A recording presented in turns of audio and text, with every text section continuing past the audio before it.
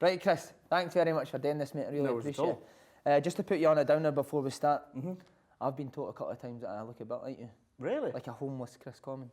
I'll take that. Happy with it? Yeah. But I haven't seen you in real life, you're much cuter, mate. Oh, thank you. It's the makeup. What's happening with you? How's the back? Back is all right, yeah. I had a operation probably 4.5, 5 months ago.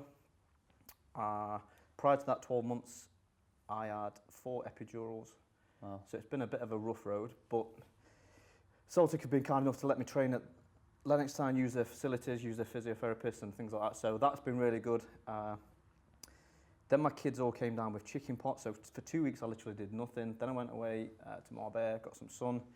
And since then, mate, I've literally just been playing badminton. So brilliant, living the dream, eh? Well, I think it's time for you to go part-time, mate. Peterhead. Yeah. 1 night a week, mate. Pick you up at Cumbernauld. I need some runners. Right, I'll run for you, mate. I'll just give you the ball. We'll just start off in your early days playing football.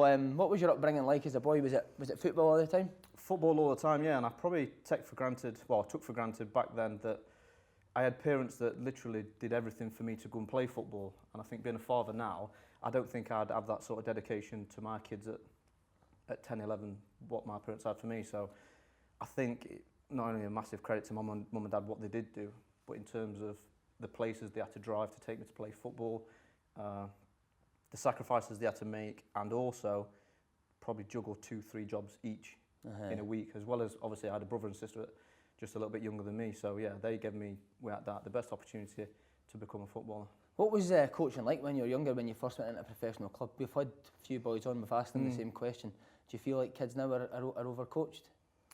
Again, difficult. You see, when I was a young kid, all I wanted to do was just play football. Whether I was getting coaching at the time, I don't know. I just wanted to impress. My sole aim was, when I went to football, was to be the best in the group or score the most goals in the group. I always wanted to be the one that people were talking about. Or that little lad there, he's decent. I always wanted to hear people talking about me. So that was my motivation in terms of impressing. Coaching wise, again, I were always playing above a year, 2 years above myself. So even though I was quite small, I was always playing with much bigger lads, just because I was technically better than the kids that I was playing with. So it was, I don't know, coaching, I don't know, I just wanted to enjoy my football. But when you went in a professional club, you being a creative player, did they try and take that out of you, or was that encouraged? I went to Stoke City, yeah, and they put me at left back straight away. Oh really? Yeah. Graveyard shift. Yeah, but no, I went to... It was a learning curve because I was one of the youngest in my group. So I went to Stoke City, I was 15 years old, left home, about to turn 16-year-old, didn't have a car, no money. Them days, £45 a week was like a 20 grand a week. Do you know what I mean? You thought you had everything. It was brilliant. But yeah, moved away from home. And again, coaching side of things was a good learning curve for me, being along the back four or as a wing back, because it gave me the opportunity to kind of see the game in front of me, which then I think developed me then of what sort of passes I wanted to receive, what sort of angles I needed to move, and especially like getting the ball off a left back, it made perfect sense for me to move either side of midfielders. So I think in the early days, that was probably one coaching point that I took and enhanced into my own game. But did you always see yourself playing in that hole that you played in? No, not really, no. I'll tell you, the first time I played in that kind of role was, it was Derby against Man U. Right? Yeah. Right in the deep end? Right in the deep end, yeah. And we just got rid of our manager, Paul Jewell.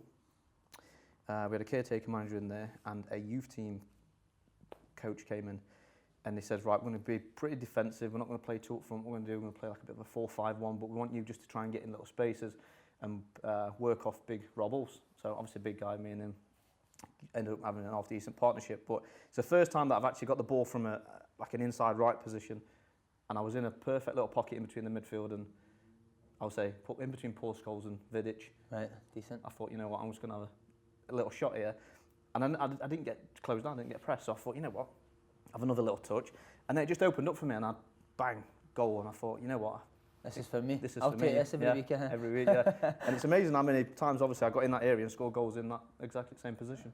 See the type of player you are, like a creative sort of player. Why do you think that us in Scotland didn't produce a lot of them? Good question. I don't know. I think it's in your DNA. It's in your blood, yeah. But I think it's, I wouldn't say intelligence in terms of educational side of things.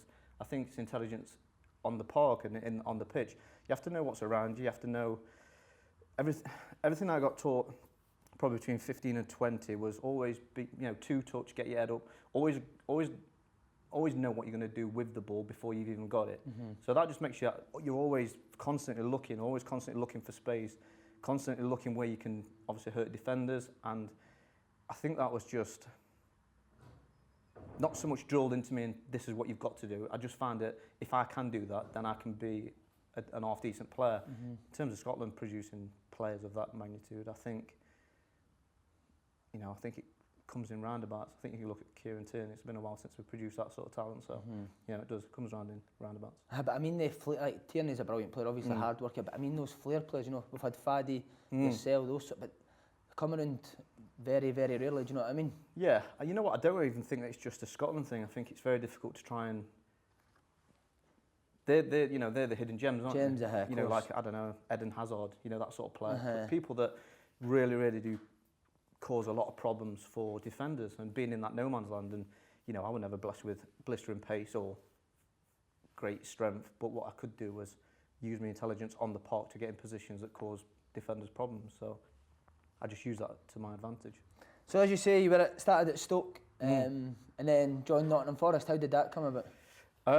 Tony Pulis was the manager at Stoke at the time, and knowing Tony Pulis and how he played, and the sort of players that he had in the team at the time, we had Gifted Noel Williams, Akin Baye, Jerry Taggart. So we were blessed with huge physical guys, not a lot of football, quite direct. Monday to Friday training was a lot of set pieces, a lot of team shape where you're working and running in behind. And I thought, what, for an attacking player, one that thought he had a little bit of flair, I thought, my career needs to go elsewhere. I need to go and try and play football. So yeah, at the time, Andy Reid was supposedly going to from Nottingham Forest to Tottenham Hotspur.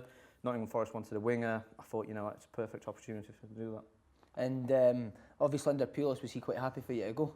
No, he wanted me to stay. They tried to keep me there. They tried to keep me. I just thought from a development in terms of, like I said, playing football and giving me the best chance to play football. Nottingham Forest are a great breeding ground for players. We think Jermaine Genius, Andy Reid, Keith Foyer, Michael Dawson, David Prutton, all these players that came through the academy that we played against in youth football, they were all top footballers and went on to have great careers. So I wanted to try and be a part of that. And did you take to first team football straight away? Did you love it, going to Forest? You know what, going to Nottingham Forest was like a bit of a dream come true, because I was, as a kid, 9 years old, I was junior red. So, my heroes as a real young kid was Ian Worm, Stuart Pearce, Des Walker, Terry Sheringham. They were people that I grew up watching as a young kid in Nottinghamshire. But the reality was, I went there and it was a bit of a nightmare. Joe Kinnear was the manager. There was things that weren't right off the park. There were things on the park that weren't going well. We had a tour of America and I don't think we won one game. We came back, we literally got off to the worst start ever. We were involved in a relegation battle from early on. I found it hard to get in the team. We had players in the team that were getting old and that weren't good enough. Went through a good few managers, and then Gary Megson came in to try and revamp us, and we ended up getting relegated.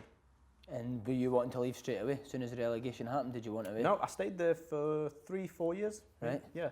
So I was part of the team that got on promoted. But during that year, contract negotiations were stood still. They said that they weren't going to offer me a contract, said that I'd have to wait until the end of the season. I was on a Bosma, I was on a free. So I just thought, being one of their main players, scored one of, most of the goals that season. They'd have given me a contract if they wanted to keep me between January and the end of the season. That never arised. Funny story, we got promoted on the last day of the season, and the season before that we got beaten in the semi-final of the playoff by Yeovil. So the season after, we thought, right, listen, we want to get automatic promotion, you get an extra couple of weeks off and all that sort of. So anyway, we got promoted, all the guys chipped in, the chairman says, right, listen, we're going to take to Marbella. So we're in this pool party at Marbella, and Colin Calderwood came over, sunglasses on, booze in his hand, and he went, right, I'm going to sort this contract out. With the trunks on, the bungee smugglers. Yeah. I says, Colin, it's already sorted. I don't think you wanted me, yeah. But like, where are you going? I said, I can't tell you. I said, but you'll find out soon enough. And he was your manager, Yeah. So yeah. And the move was Derby. It was Derby, very controversial, yeah. So, Yes, it was. It wasn't my first choice, I must admit. But I went through a family tragedy that year. Obviously, you know, my missus gave birth to a stillborn baby girl, so we went through that year was pretty bad for us in terms of obviously Lisa, loss of a baby, trying to sort my contract out, got the high of getting promoted, but then I had a decision to make. Where do we go? Where do we go and play football? I had an option to go and play in London, but I just thought it was, you know, I needed Lisa to be in and around a family. I needed her to obviously be near her mum, grandma, all the mates and things like that with what I'd just gone through over the last 4 or 5 months. So, you know, I chose Derby because it meant that I could go and play football and still be in the area for Lisa. And how did the Derby fans take to you? Derby was great. Proper family club. Loved it there. Thoroughly enjoyed it. Felt I had a point to prove because I came from Nottingham Forest, but I weren't the first to do it. You know, I weren't the last. So, you know, obviously, if Nottingham Forest fans were bitterly disappointed, probably rightly so. You know, it's not the sort of move that you want to be making to make friends. But I just thought it was a move that they just got relegated from the Premier League. They were spending quite a bit of money. They were getting some decent players in, and I thought, you know what, they're going to have a real good crack at going back up. Yeah. So it made sense from a football point of view and a family point of view. Nottingham Forest just got promoted from League One, so I just thought it was the better option. And how was the reception when you went back to Forest? Yeah, nightmare. Yeah, yeah. Bit of abuse, Yeah, loads of abuse. Yeah. And did that bother you now? Just get on with it. You have to, don't you? You have to. Yeah. I mean, the home and away got abused, but I mean, it's just part and parcel of football. I think if you ain't got thick enough skin to play football, then especially for that sort of stuff, you shouldn't be in the game. How big is that rivalry compared to, say, obviously Celtic and Rangers? Down in England, it's a big deal. You know, like probably a Birmingham Villa sort of thing. Right. Okay.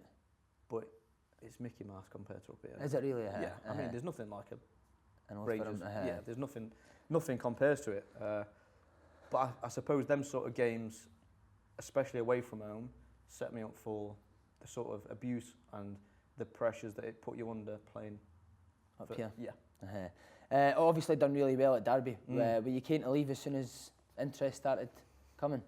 Yeah, you know what? I didn't want to leave Derby. I really didn't want to leave. Loved it. Right. Like I say, I was in and around the area. I thoroughly enjoying it. It was a really good time to play for Derby. We'd done well in cup games. We were doing all right in the league, about 9th, 10th. But you know, it's like in the Championship, you're a couple of wins off playoffs. We had a good, strong squad. And yeah, everything was going great. And I can remember Clough called me in one day and he said, right son, he said, we need to sort this contract out. I said, right, okay. And I felt really intimidated because I thought, I've heard a lot about Nigel Clough that he'll sit you down and there's your contract, sign it. And he's put pressure on players, especially from lower league, that they will just sign it without an agent. And he says, right, I've got let's get his contract sorted out, sort of thing. I'm like, okay. Thinking, oh my God, don't give me a contract, what's going to happen here? And he said, I've been thinking. He says, I know that's what you're earning right now. He says, there's your new contract. And I read through it and I went, it's a wage decrease. He's wanting me to take a wage cut. No way. I've only got 6 months left on my contract. Wait. I said, this is saying I'm taking a wage cut. He went, yeah, but if you take a wage cut, it means I can go and get better players and then we'll be better. I went, can I get back to you? And I was like, so I rang me. I said, I've just had a really awkward conversation with Clough. I said, he's wanting me to take a wage cut and make it up in bonuses that's never going to happen, sort of thing. Do you know what I mean? I thought, take one for the team. Yeah, he says, right, I'll tell you what I'll do. I'll come in. And then I can remember me and my agent, we sat down with Clough. He says, listen, I really want to get it sorted out. And he said, just tell me what you want. Tell me what you want, and then I'll get it sorted. So I gave him a figure. And Clough, literally, as soon as I mentioned the figure, he stood up, shook me and he went, well, we can't do that. Thanks very much. And then left. I was like, I want to stay, why can't I have that? But, yeah, so that's how that came about. So the negotiations went on for another 4-6 weeks. And you know what, we were getting close. I thought, you know, it's going to be sorted. Everything's going to be hunky-dory. Went training one day, end of January. Still thinking everything was going to get sorted. And then the chairman called me in. And he says, we've just accepted a bid off Celtic. You can get your stuff and go and have your medical. Just like that, I was on a plane the next day. Just Before we go on to Celtic, what was Clough like every day? Was it similar to his dad? Was he quite off the cuff? I never met his dad. Yeah, very off the cuff. I wouldn't say Nigel is a coach. Right. He liked natural players. I think being a natural player, in terms of never a blistering pace, but naturally gifted. He found it difficult to try and coach. If that makes sense. Right. Okay. So people that weren't quite up to it, he found it very difficult. Right. Why do you think that was? Just because he? I don't think he's just a little bit naive. Yeah. I think working with the likes of Lennon and especially Brendan Rodgers has made me realise that you can be a manager. Everyone can be a manager, but you've got to be a coach. Do you know what I mean? You've got to make your players better. You've got to make your players better. You've got to be tactically better.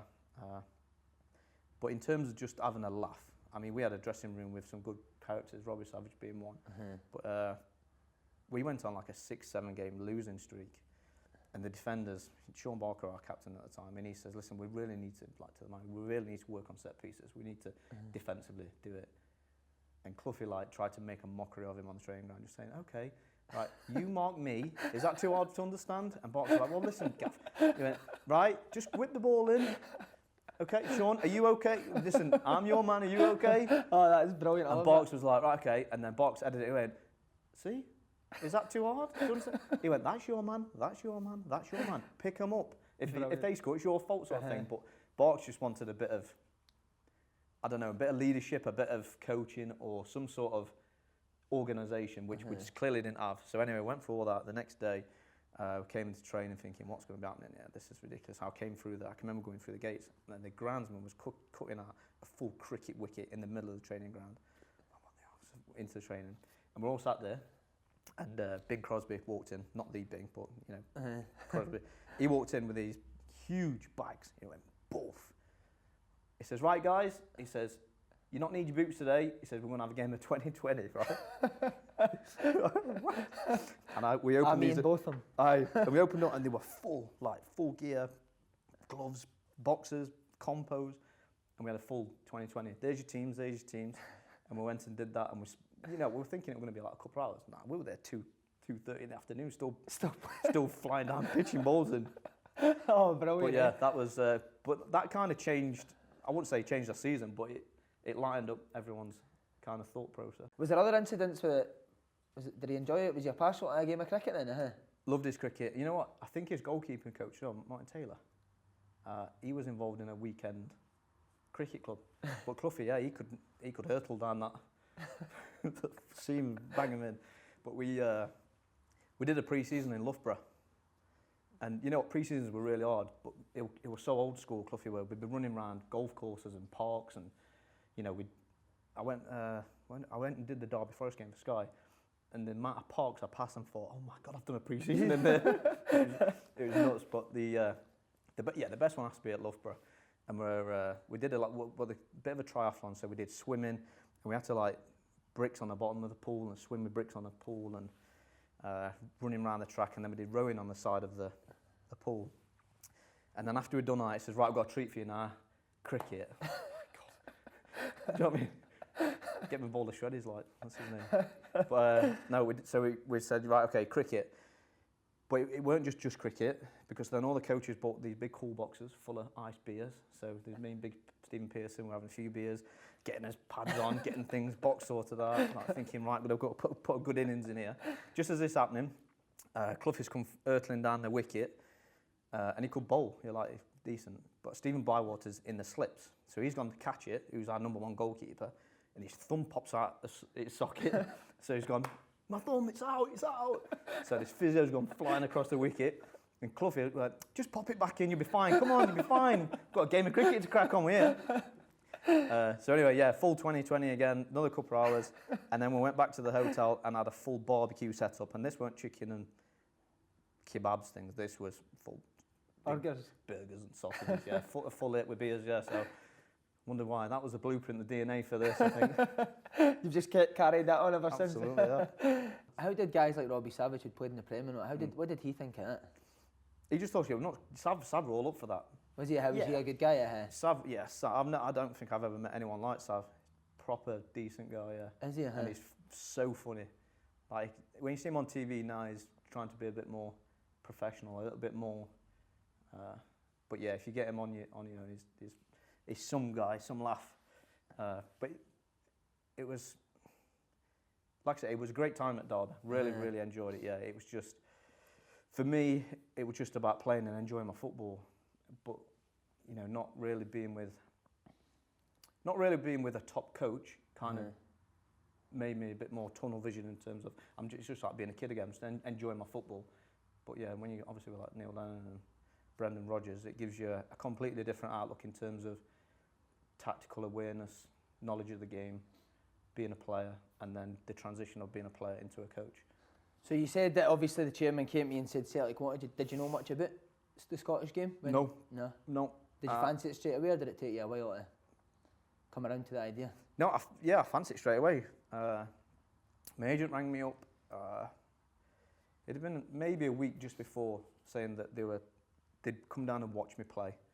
They were interested there, but there were no signs of them coming in January. This was going to be end of season free transfer sort of thing.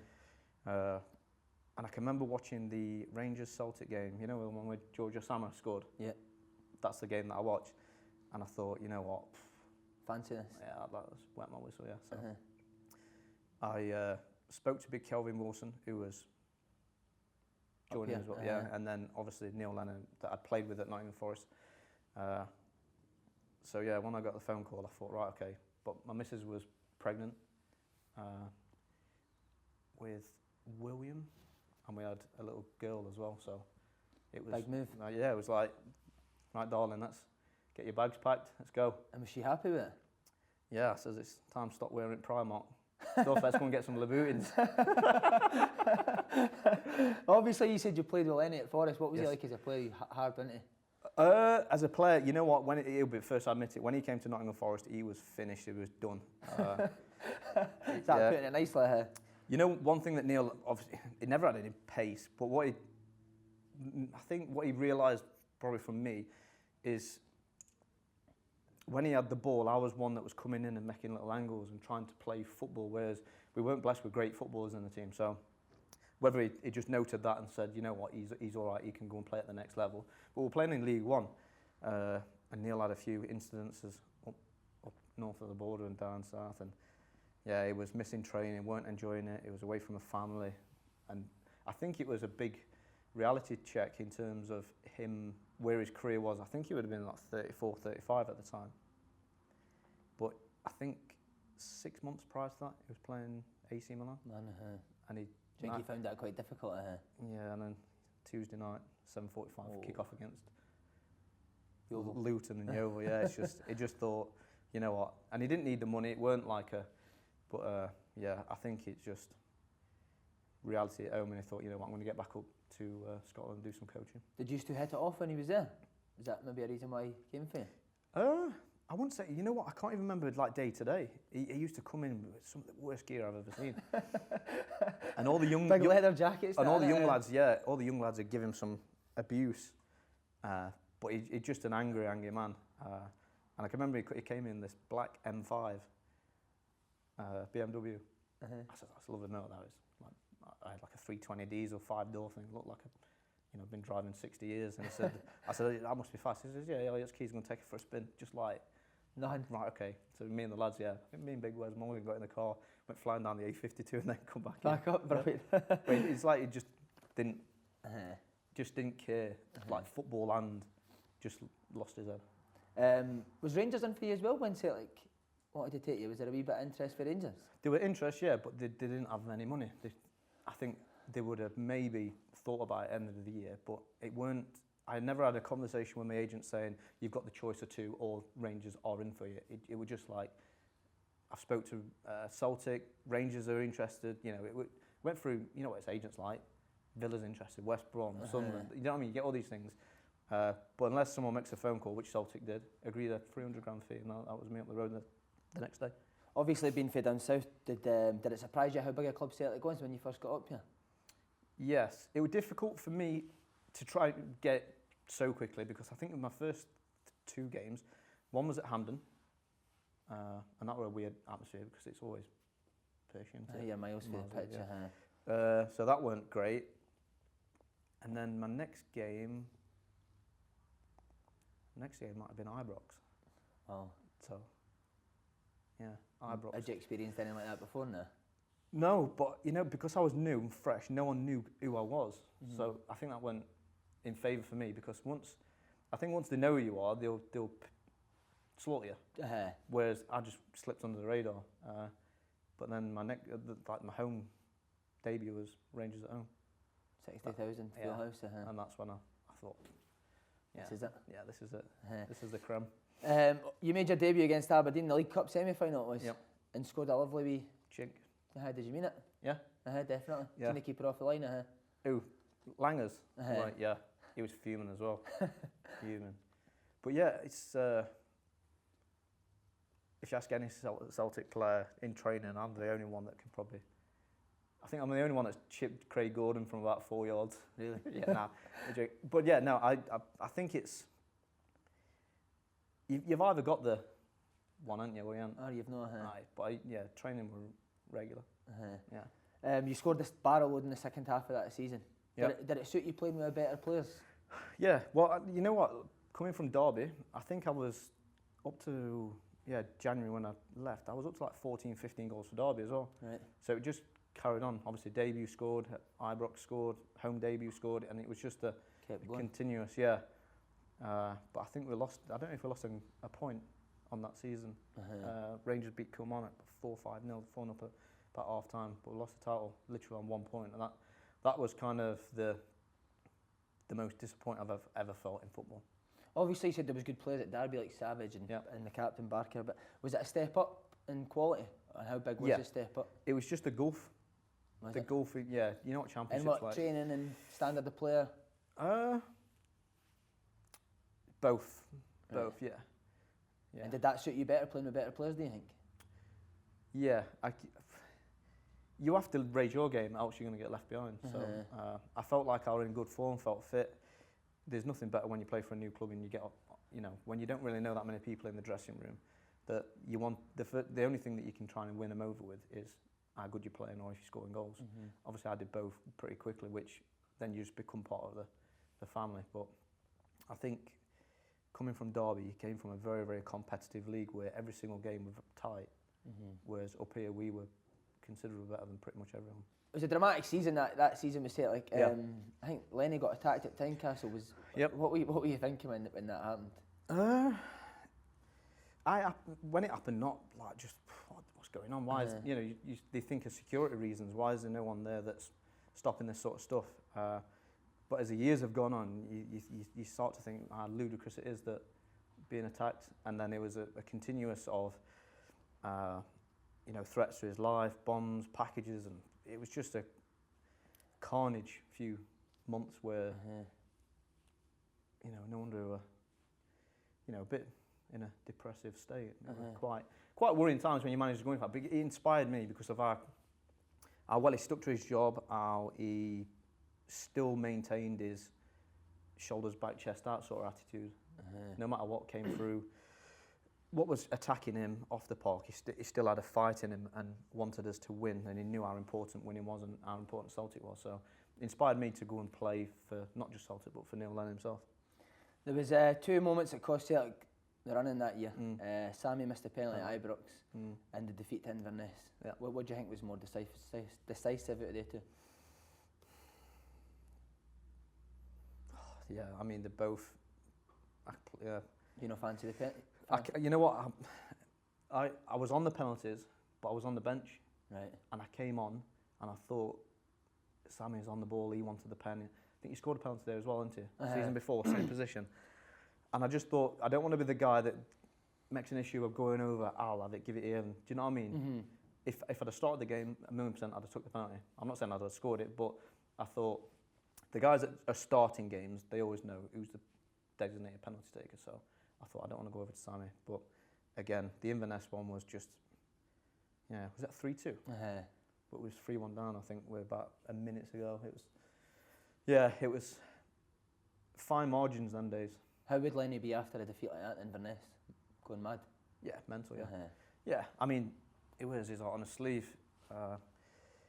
Best guy to be around when you're winning. When you're losing, he makes it because you know, he's been there as a player, he's been there as a manager, that it is 1 point, fine margins. You think of a course of a season, 30-something games, where it comes down to 2 individual moments. Really, it's, you know, 1 minute you're lifting a cup, next minute you got your head in your hands. It's real fine margins. You didn't play as frequently in the second season. No. But you saved your first goal for the Rangers game. I know, it come late on as well. How did it feel scoring after a tough time that year? It was, yeah. It was in and out of the team quite a bit. Why do you think that was? Injuries. We made some good signings that year. We had some good players. We were changing kind of formations. I think we were playing more defensively, kind of one striker. But again, there were people coming in and doing really well, so it was difficult for me to stay in the team. I think I got my chance at Tynecastle, got sent off, like a rash tackle. So yeah, frustrating year. But you know, if you ever get a chance to see my missus, just ask her what I said before that game. I said, I promise you, babe, I swear to God, I'm going to score in this game. I'm going to score in this game. And yeah, it was perfect. And you know what? Looking at the goal now, I probably took for granted our hoops has actually seen my run, because he's done a wonderful bit of magic on the touchline, and he just got his head up for a split second. But me running through, and you know, Gary Hooper's probably one of the best players I've ever played with, like in terms of. That good, was he? Oh, he was sensational, absolutely sensational. I don't think, I tell a lie. I'm going to say I don't think I've ever seen him miss a one-on-one. He did miss a one-on-one. It was St Johnstone away, and keeper saved it, and he went out for a corner. And I actually made a point of walking up to him and saying, "It's the first time I've ever seen you miss a one-on-one. What are you doing?" You all right? Yeah, get away, geez, get away, geez, get away. But yeah, it was breathtaking. Touch is awareness, and he looked inside, and I can remember looking, thinking, right, go on, play it, so I can run on. But actually, from every single camera angle that I've seen that goal, I still don't know how he's actually seeing me, because I've got a man here, I've got a man just in front of you. Yeah, any normal person would just think it's not on. But in my head, I thought, I'm on. He knew I was on, and he slid me through, and you know, Bartley made a bit of a mess on it, and Greggsy went down early. You seem to enjoy playing against Rangers, quite a good goal scoring record. How were they games? How was it to score in their games? Best games of your life, yeah. You know what it's like when you're playing big games, you always up your game, especially not being, you know, I wouldn't say I'm a world-class player, so to play at a world-class level, you've got to find that extra bit. World-class players do it every single week. Me not being a world-class player, it's very difficult for me to maintain it every week. So, you know, you do have dips in form and dips in performances. But yeah, the performances, especially Champions League and Old Firm games, always Loved find them. that extra bit. See, when you said you were going through that tough time with Lenny, no playing, could you go and speak to Lenny and ask, and would he be fine with you, or would it? Oh no, we'd always have a bit of a thing. Would you? Yeah. Yeah, nothing like bad. I don't know, for instance, why are you bringing me off? Why are you taking me on? Why are you doing this? Why am I not playing? And was he good that way? Yeah, it was good that way, yeah. So he'd say, this is happening, that's happening. I'm like, what are you seeing there? What? Do you know what I mean? I always have my opinion, but I think it's one thing that Neil always, even though we had arguments off the pot, it took away from him that, not that I stood up for myself, but I gave my point across. He says, I always admired that you actually stood up and told me what you believed in. And he always says, even though I knew you were wrong every time, I thought that you sounded so convincing with the... You made such a great point. Yeah.